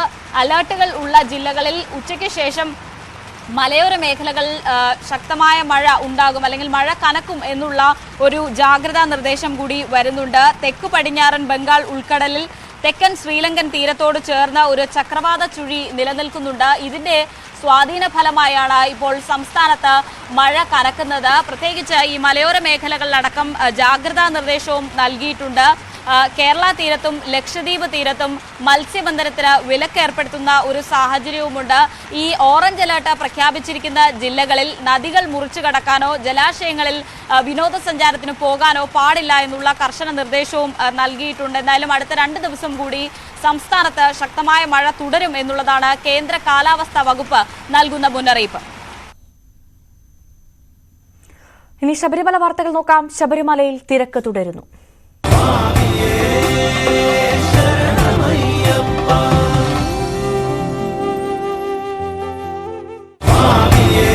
ശബരീശ ദർശനം നിങ്ങൾക്കായി സമർപ്പിക്കുന്നത് വ്രതശുദ്ധിയുടെയും നന്മയുടെയും നാളുകൾ പരിശുദ്ധമാക്കാം മിൽമയ്ക്കൊപ്പം. മിൽമ, കേരളം കണികണ്ടുണരുന്ന നന്മ. ശബരിമലയിൽ ഇന്ന് തിരക്ക് കുറവാണ്. മഴയും അവധി ദിവസമായതിനാലും തിരക്കുണ്ടാകുമെന്ന കണക്കുകൂട്ടലിൽ തീർത്ഥാടകർ വരാൻ മടിച്ചതുമാകാം ഒരുപക്ഷെ തിരക്ക് കുറയാൻ കാരണമെന്നാണ് വിലയിരുത്തൽ. 80,000-ന് മുകളിൽ തീർത്ഥാടകർ വെർച്വൽ ക്യൂ വഴി ബുക്ക് ചെയ്ത സാഹചര്യത്തിൽ വൈകുന്നേരം തിരക്കുണ്ടായേക്കാമെന്നാണ് അധികൃതരുടെ നിലവിലെ കണക്കുകൂട്ടൽ. സിവിയനുമോദിന്റെ റിപ്പോർട്ട് കാണാം. ശബരിമലയിൽ ഇന്ന് തിരക്ക് കുറഞ്ഞ ഞായറാഴ്ചയാണ്. സാധാരണ ഞായറാഴ്ചകളിൽ വലിയ തിരക്ക് അനുഭവപ്പെടാറുണ്ടെങ്കിലും ഇന്നത്തെ സാഹചര്യങ്ങൾ വ്യത്യസ്തമാണ്. 40,000-ന് മുകളിൽ അയ്യപ്പന്മാർ മാത്രമാണ് ഉച്ചവരേക്ക് ഇവിടെ എത്തിയിട്ടുള്ളത് എന്നാണ് നമുക്ക് അറിയാൻ കഴിയുന്നത്. അതിന് പല കാരണങ്ങളുണ്ട്. ഒന്ന്, മുൻപുള്ള ഞായറാഴ്ചകളിലും അതേപോലെ അവധി ദിവസങ്ങളിലും ഉണ്ടായ തിരക്കും അനിയന്ത്രിതമായ തിരക്കിനെ തുടർന്നുള്ള ബുദ്ധിമുട്ടുകളും അത് അയ്യപ്പന്മാരെ ഒരുപക്ഷെ ഈ ഞായറാഴ്ച ഇങ്ങോട്ട് വരുന്നതിന് അല്പം തടഞ്ഞിരിക്കാം. രണ്ടാമതായിട്ട് മഴ പെയ്യുന്നുണ്ട്, ചാറ്റൽ മഴ അനുഭവപ്പെടുന്നുണ്ട്. സ്വാഭാവികമായിട്ടും ഈ മഴയും അയ്യപ്പന്മാരുടെ മലകയറ്റത്തിനും മറ്റു യാത്രകൾക്കും ഒരു തടസ്സമുണ്ടാക്കിയേക്കാം. എന്ത് തന്നെയാണെങ്കിലും നടപ്പന്തൽ ഒഴിഞ്ഞു കിടക്കുന്ന ഒരു കാഴ്ചയാണ് നമ്മൾ കണ്ടിട്ടുള്ളത്. സ്വാഭാവികമായിട്ടും ഇന്ന് 80,000-ലേറെ ബുക്കിംഗ് ഉണ്ട്. അതിന് പുറമെ സ്പോട്ട് ബുക്കിംഗ് വരും. 1,00,000-ലേറെ പേർ വരും എന്നാണ് അധികൃതർ കണക്ക് കൂട്ടുന്നത്. ഉച്ചവരെയുള്ള സാഹചര്യങ്ങൾ ഇങ്ങനെയാണെങ്കിൽ പോലും വൈകുന്നേരം ആകുമ്പോഴേക്കും ഈ സാഹചര്യങ്ങൾ മാറുമെന്ന് കണക്ക് കൂട്ടുന്നുണ്ട്. വൈകുന്നേരം കുറെ കൂടി തിരക്ക് പ്രതീക്ഷിക്കുന്നുണ്ട്. നിലവിൽ സന്നിധാനത്ത് ഇതുവരെ ഉണ്ടായ ഞായറാഴ്ചകളിൽ വെച്ച് ഏറ്റവും തിരക്ക് കുറഞ്ഞ ദിവസമാണ്. പക്ഷേ വൈകുന്നേരത്തേക്ക് കൂടുതൽ അയ്യപ്പന്മാർ ഇവിടേക്ക് എത്തിച്ചേരാനുള്ള സാധ്യത തന്നെയാണ് കാണുന്നത്. മഴ ഇപ്പോഴും ഒരു ഭീഷണിയായിട്ട് സന്നിധാനത്ത് നിലനിൽക്കുന്നുണ്ട്. KP ധനേഷിനൊപ്പം CBN മോദ്, ന്യൂസ് 18. ശബരിമലയിലെത്തുന്ന കുട്ടികൾക്കും പ്രായമായവർക്കും പ്രത്യേക ദർശന സൌകര്യമൊരുക്കി ദേവസ്വം ബോർഡ്. ശ്രീകോവിലിനടുത്ത് പ്രത്യേക ഗേറ്റ് സ്ഥാപിച്ചാണ് സംവിധാനം ഒരുക്കിയത്. ഇതുവഴി കുട്ടികളെയും അവർക്കൊപ്പമുള്ള ഒരു രക്ഷകർത്താവിനെയുമാണ് കടത്തിവിടുന്നത്. സംവിധാനം ദുരുപയോഗം ചെയ്യാതിരിക്കാൻ ദേവസ്വം ഗാർഡുമാരും പോലീസും ഡ്യൂട്ടിക്കുണ്ടാകും. ശബരിമല സന്നിധാനത്ത് ഇത്തവണ കുഞ്ഞു മാളികപ്പുറങ്ങളും കുഞ്ഞയ്യപ്പന്മാരും പ്രായമായവരുമാണ് കൂടുതൽ വരുന്നതെന്നാണ് ദേവസ്വം ബോർഡിന്റെ വിലയിരുത്തൽ. തിരക്ക് നിയന്ത്രിക്കുന്നതിൽ ഇവർ കൂടുതലായി എത്തുമ്പോൾ ചില ബുദ്ധിമുട്ടുകൾ ഉണ്ടാകുന്നുണ്ട്. ഇവർക്ക് വേണ്ട രീതിയിൽ ദർശനം നടത്താൻ കഴിയാത്ത സാഹചര്യങ്ങൾ ഉണ്ടാകുന്നുണ്ട്. ഇത്തരത്തിലുള്ള പരാതി വ്യാപകമായി ഉയർന്നപ്പോൾ അതിനൊരു പരിഹാരം കാണുകയാണ് ദേവസ്വം ബോർഡ് ഇപ്പോൾ ചെയ്തിരിക്കുന്നത്. ഓവർ ബ്രിഡ്ജിന് താഴെ, അതായത് 18-ാം പടി കയറി അയ്യപ്പന്റെ മുൻപിലേക്ക് എത്തുന്നതിന് മുൻപ് ഓവർ ബ്രിഡ്ജിലൂടെയാണ് അയ്യപ്പന്മാർ വരുന്നത്. ആ ഓവർ ബ്രിഡ്ജിന് താഴെ ഒരു കവാടം വെച്ച് അതുവഴി അയ്യപ്പന്മാരെയും കുഞ്ഞു മാളികപ്പുറങ്ങളെയും പ്രായമായവരെയും എല്ലാം കടത്തിവിടുക എന്നുള്ളതാണ് ഇപ്പോൾ ചെയ്തിരിക്കുന്നത്. നമ്മളിപ്പോൾ കാണുന്നത് 18-ാം പടിയിൽ നിന്നും ഈ വഴിയിലേക്ക് എങ്ങനെ കടക്കാമെന്നുള്ളതാണ്. ഇതിപ്പോ ഈ വഴി നേരെ കടന്നെത്തുന്നത് 18-ാം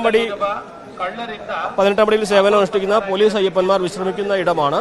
ഇതിനിടയിലൂടെ കടന്ന് ഓവർബ്രിഡ്ജിന്റെ താഴെ ഉള്ള ഈ ഒരു കവാടം, ഇത് പുതിയതായിട്ട് നിർമ്മിച്ചതാണ്.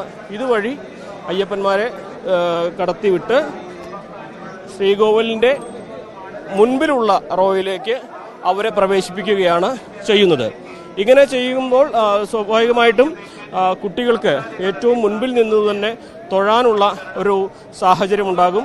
കുട്ടികൾ വളരെ ദൂരെ നിന്ന് വരുന്നവരൊക്കെ വേണ്ട പോലെ ദർശനം നടത്താതെ മടങ്ങിപ്പോകുന്നു എന്ന സങ്കടവും പരാതിയൊക്കെ ഒരുപാട് ഉന്നയിച്ച സാഹചര്യത്തിലാണ് അതിനൊക്കെ ഒരു പരിഹാരം എന്ന രീതിയിൽ ഇപ്പോൾ ദേവസ്വം ബോർഡ് ഇത് നിശ്ചയിച്ചിട്ടുള്ളത്.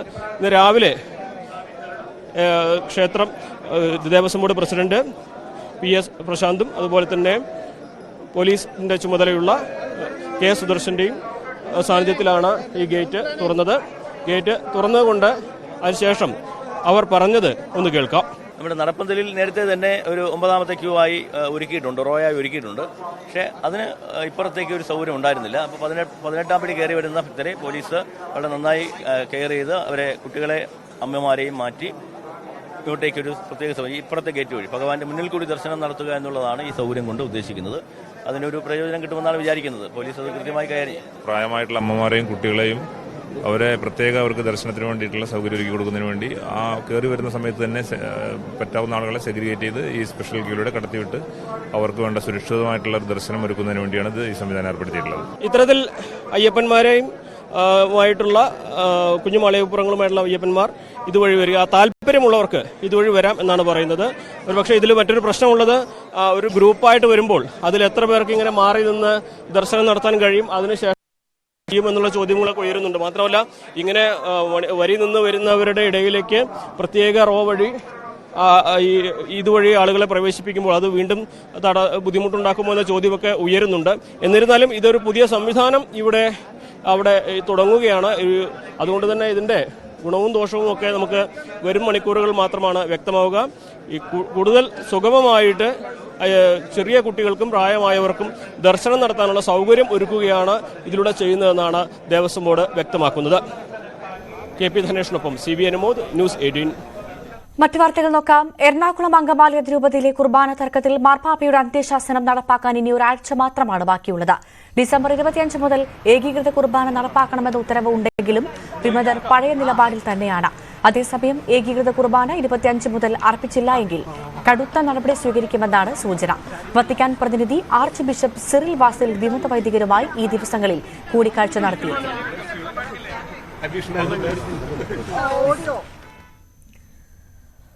ഇന്ത്യൻ മഹാസമുദ്രത്തിൽ ബ്രിട്ടീഷ് സേന പിടികൂടിയ ഇന്ത്യൻ മത്സ്യത്തൊഴിലാളികളെ മോചിപ്പിച്ചു. BIOT എന്ന ബ്രിട്ടീഷ് മേഖലയിൽ മത്സ്യബന്ധനത്തിന് പോയ തമിഴ്നാട് സ്വദേശികളാണ് പിടിയിലായത്.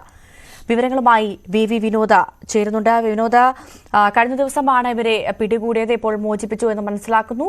നടപടിക്രമങ്ങൾ പൂർത്തിയാക്കി ഇവിടെ എപ്പോഴത്തേക്ക് തമിഴ്നാട്ടിലേക്ക് അയക്കും, എന്താണ് വിവരങ്ങൾ? മത്സ്യത്തൊഴിലാളികളെ ഇപ്പോൾ വിഴിഞ്ഞം തീരത്ത് എത്തിച്ചിട്ടുണ്ട്. 10 പേരാണുള്ളത്. തമിഴ്നാട്ടിൽ നിന്നുള്ള മത്സ്യത്തൊഴിലാളികൾ കഴിഞ്ഞ ദിവസമാണ് ബ്രിട്ടീഷ് സേനയുടെ പിടിയിലായത്. BIOT എന്ന പേരിലുള്ള ബ്രിട്ടീഷ് മേഖലയിൽ, ഇന്ത്യൻ മഹാസമുദ്രത്തിലെ മേഖലയാണ്. ഇവിടെ കടന്നതിനാണ് മത്സ്യത്തൊഴിലാളികളെ പിടികൂടിയത്. തുടർന്ന് കോസ്റ്റ് ഗാർഡുമായുള്ള ചർച്ച ഏതാണ്ട് 60,000 പൗണ്ട് ഇവരിൽ നിന്ന് പിഴ ഈടാക്കിയിട്ടുണ്ട്. ഇന്ത്യൻ തീരത്തിനടുത്ത് തന്നെയാണ് ബ്രിട്ടീഷ് മേഖല. വർഷങ്ങളായി ബ്രിട്ടീഷ് ുള്ള ഒരു മേഖലയാണ്. മത്സ്യത്തൊഴിലാളികൾ പലപ്പോഴും അവിടേക്ക് കടന്നു കയറുന്ന അറിയാതെ എങ്കിലും കടന്നു കയറുന്ന സാഹചര്യമുണ്ട്. ഇതിന്റെ അടിസ്ഥാനത്തിലാണ് കഴിഞ്ഞ ദിവസം തമിഴ്നാട് സ്വദേശികളായ 10 മത്സ്യത്തൊഴിലാളികളെ പിടികൂടിയത്. കോസ്റ്റ് ഗാർഡിന്റെ ബോട്ടിലേക്ക് പിന്നീട് ഇവരെ മാറ്റുകയും ഇപ്പോൾ വിഴിഞ്ഞത്തേക്ക് കൊണ്ടുവരികയും ചെയ്തിട്ടുണ്ട്. നടപടിക്രമങ്ങൾ പൂർത്തിയാക്കിയ ശേഷമായിരിക്കും ഇവരെ തമിഴ്നാട്ടിലേക്ക് അയക്കുക. ഇവരുടെ ബോട്ടും സുരക്ഷിതമാണെന്ന് കോസ്റ്റ് ഗാർഡ് അറിയിച്ചിട്ടുണ്ട്. ഭവ്യ. ശരി, VV വിനോദാണ് വിവരങ്ങൾ പങ്കുവച്ചത്. ഇടുക്കി നെടുങ്കണ്ടം അർബൻ സഹകരണ സംഘം തെരഞ്ഞെടുപ്പിൽ സംഘർഷം. വ്യാജ വോട്ട് ആരോപണവുമായി ഇരുമുന്നണികളും രംഗത്തെത്തി. വ്യാജ തിരിച്ചറിയൽ രേഖകളുമായി വോട്ട് ചെയ്തെന്ന ഇരുമുന്നണികളും ആരോപണമുന്നയിച്ചു. വാർത്തയുടെ വിശദാംശങ്ങൾ പ്രിൻസ് ജെയിംസ് പങ്കുവയ്ക്കും. പ്രിൻസ്, എന്തിനാണ്, ഏത് വിഷയത്തിലാണ് ഇവിടെ ഒരു തെരഞ്ഞെടുപ്പുമായി ബന്ധപ്പെട്ട് ഇവിടെ ഒരു സംഘർഷം ഉണ്ടായത്? എന്താണ് അവിടെ സംഭവിച്ചത്? ഭവ്യ, കാലങ്ങളായി UDF ഭരിക്കുന്ന ഒരു സഹകരണ സംഘമാണ് നെടുങ്കണ്ടം അർബൻ കോഓപ്പറേറ്റീവ് സൊസൈറ്റി.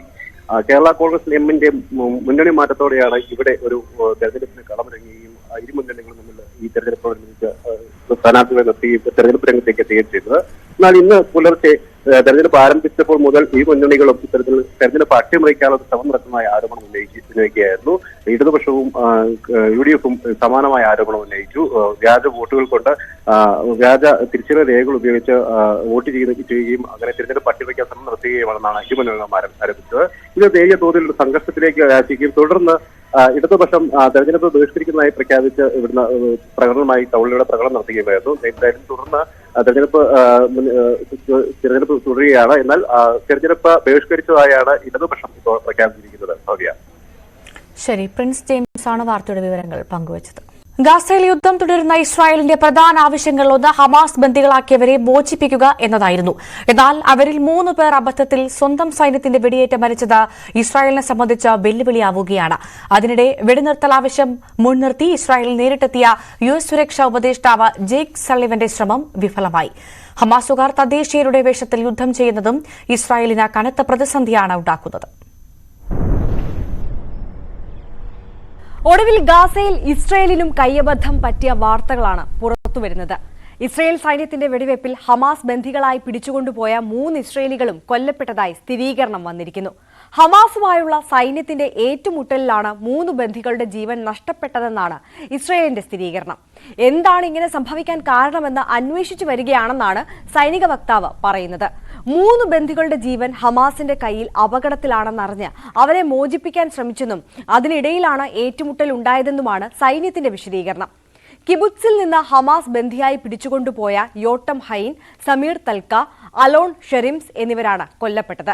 ഇസ്രയേലിലെ പ്രശസ്ത സംഗീതജ്ഞനായിരുന്നു യോട്ടം ഹൈൻ.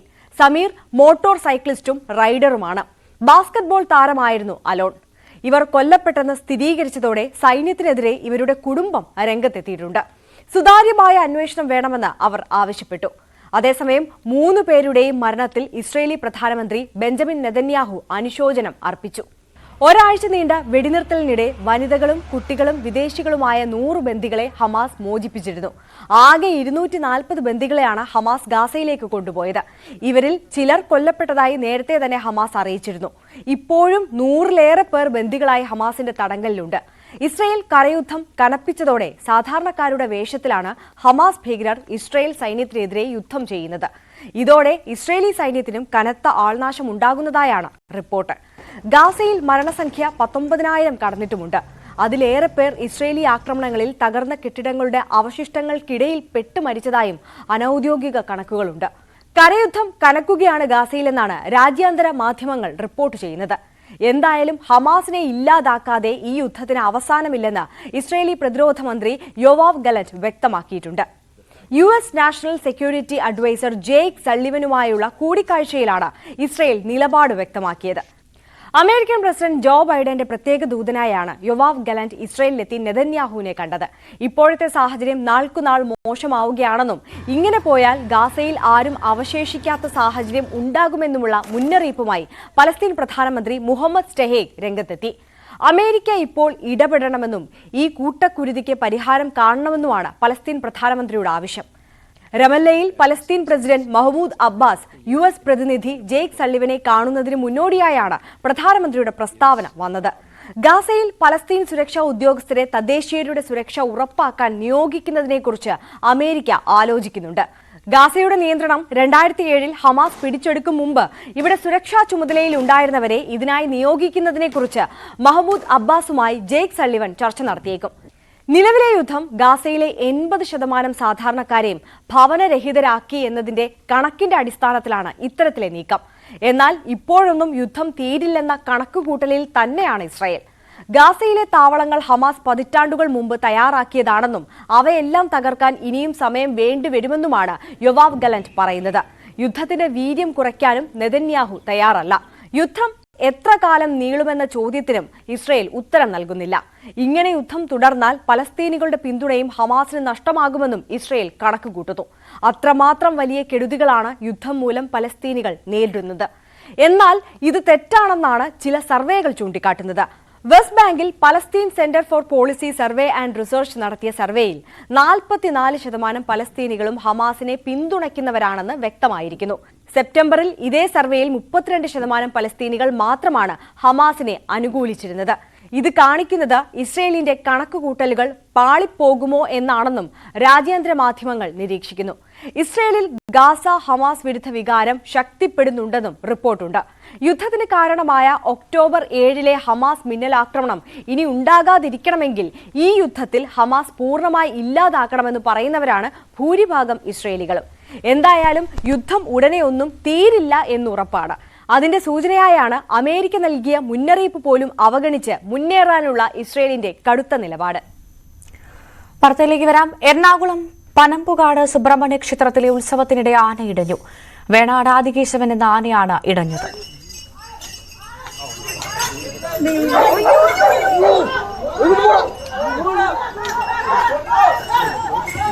ദൈവമേ,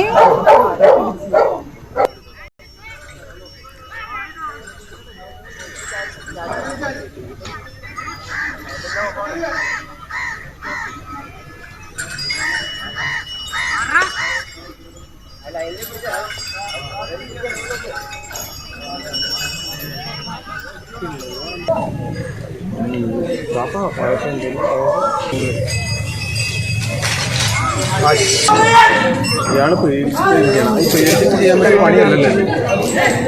പേടിച്ചിട്ട് ചെയ്യാൻ പറ്റിയ പണിയല്ലല്ലേ. അറിയോട്ടെ അറിയോട്ടെ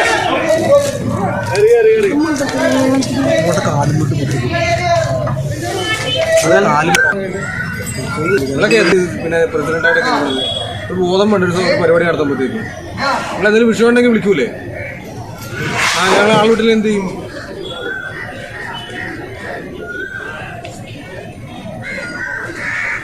കിടമ്പേ പാപ്പാന് മേടിക്കാൻ കൊടുക്കാൻ പറ്റില്ല. അവൻ കിടന്ന് കാണിക്കണ്ട.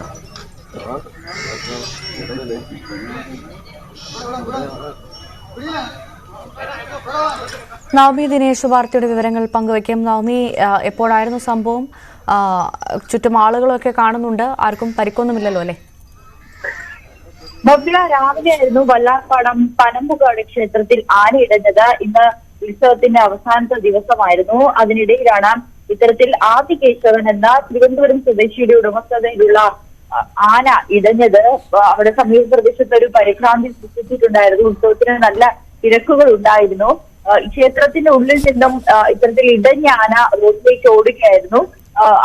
ഉടൻ തന്നെ പാപ്പാനടക്കമുള്ളവർ ആനയെ തളയ്ക്കാനായി പോയിയെങ്കിലും അവിടെ ഒരു വലിയൊരു പരിഭ്രാന്തി സൃഷ്ടിച്ച ഒരു സാഹചര്യമായിരുന്നു. ആളുകളെല്ലാം ചിതറി ഓടി. ആനപ്പുറത്തിരുന്ന് 3 പേരെ ചെറിയ പരിക്കുകളോടെ ആശുപത്രിയിലേക്ക് പ്രവേശിപ്പിച്ചിട്ടുണ്ടായിരുന്നു. ആന അവരെ ഈ നമ്മളെ ദൃശ്യങ്ങൾ കാണുന്നത് പോലെ തന്നെ അവരെ ഒരു സമീപത്തുണ്ടായിരുന്ന മരമൊക്കെ ആന നശിപ്പിക്കാൻ ശ്രമിച്ചു. ആ സമയത്താണ് വളരെ പരിഭ്രാന്തിയായിട്ട് ഓടിയ ആനയുടെ പുറത്തു നിന്നവർ താഴേക്ക് വീഴുകയായിരുന്നു. ഇവരെ ഉടൻ തന്നെ ആശുപത്രിയിലേക്ക് കൊണ്ടുപോയി. ഇവർക്ക് നിസ്സാര പരിക്കുകൾ മാത്രമാണ് ഉള്ളത്. ഒപ്പം ആ സമീപ പ്രദേശത്തുണ്ടായിരുന്ന വെച്ചിരുന്ന ബൈക്കുകൾ അടക്കമുള്ള വാഹനങ്ങളും ആന നശിപ്പിച്ചിട്ടുണ്ട്. എന്തായാലും നിലവിൽ സാഹചര്യം ശാന്തമാണ്. ആനയെ തളച്ചിട്ടുണ്ട്.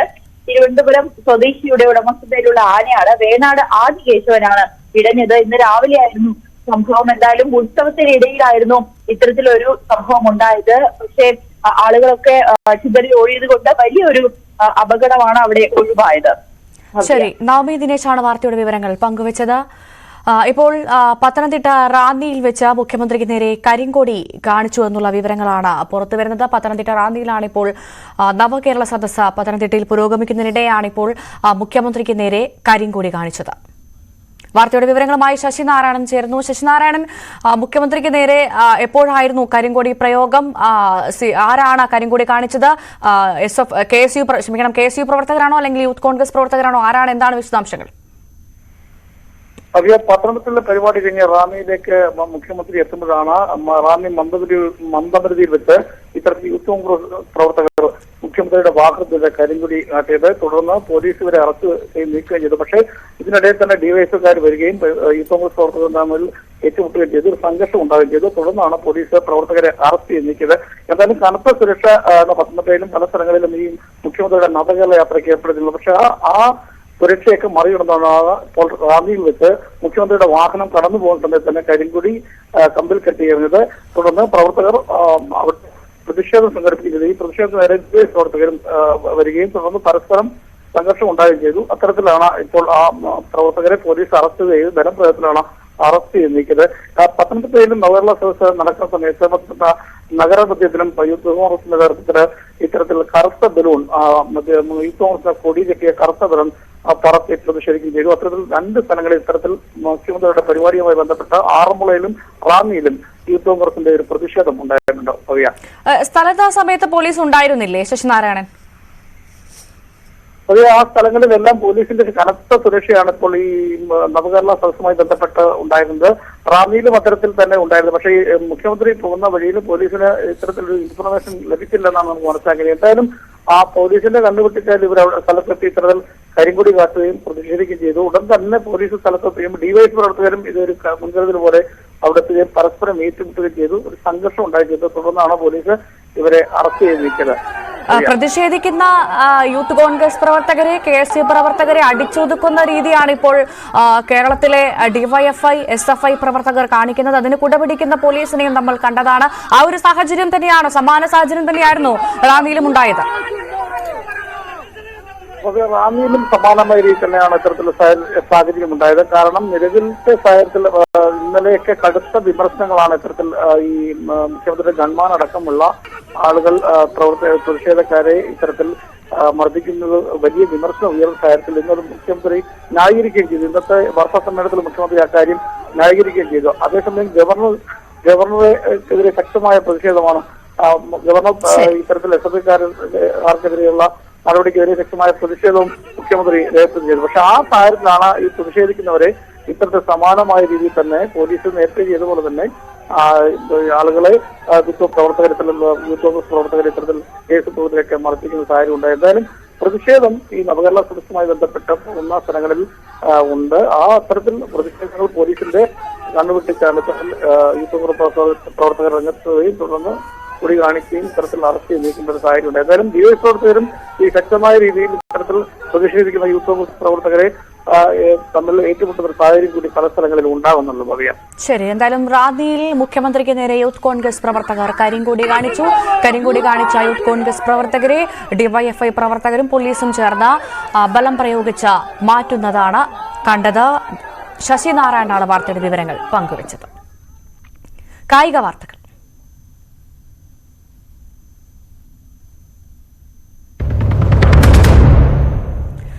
സൗത്ത് ആഫ്രിക്കയ്ക്കെതിരെയുള്ള ഏകദിന പരമ്പരയിലെ ആദ്യ മത്സരത്തിൽ ഇന്ത്യയ്ക്ക് മികച്ച തുടക്കം. സൗത്ത് ആഫ്രിക്കയുടെ റീസ ഹെൻഡ്രിക്സും വാൻഡർ ദുസനും 0-ന് പുറത്തായി. 2ാം ഓവറിൽ അർഷദീപ് സിംഗ് ആണ് ഇന്ത്യയ്ക്കായി 2 വിക്കറ്റുകളും നേടിയത്. ടോസ് നേടിയ സൌത്ത് ആഫ്രിക്ക ബാറ്റിംഗ് തിരഞ്ഞെടുക്കുകയായിരുന്നു. ഇന്ത്യൻ നിരയിൽ സായ് സുദർശൻ അരങ്ങേറ്റം കുറിച്ചു. സഞ്ജു സാംസണും ടീമിൽ ഇടം നേടി. സ്വർണം വെള്ളി പ്ലാറ്റിനം നിരക്കുകൾ. അരഗൻസ് റോയൽ ജ്വല്ലറി ഇന്നത്തെ സ്വർണ്ണവില ബ്രോട്ട് യു ബൈ പൈതൃകത്തിന്റെ പൊന്നിന് പുതുമയുടെ മുദ്രണം അരഗൻസ് റോയൽ ജ്വല്ലറി കുന്നംകുളം. സ്വർണം ഗ്രാമിന് 5750, പവന് 46,000. വെള്ളി ഗ്രാമിന് 80, കിലോയ്ക്ക് 80,000. പ്ലാറ്റിനം ഗ്രാമിന് 3364. അരഗൻസ് റോയൽ ജ്വല്ലറി ഇന്നത്തെ സ്വർണ്ണവില ബ്രോട്ട് യു ബൈ പൈതൃകത്തിന്റെ പൊന്നിന് പുതുമയുടെ മുദ്രണം അരഗൻസ് റോയൽ ജ്വല്ലറി കുന്നംകുളം. പൂർണ്ണമാകുന്നു വാർത്തയിൽ നിന്ന്. ഇടവേളയ്ക്ക് ശേഷം നാട്ടുവർത്തമാനം. നമസ്കാരം.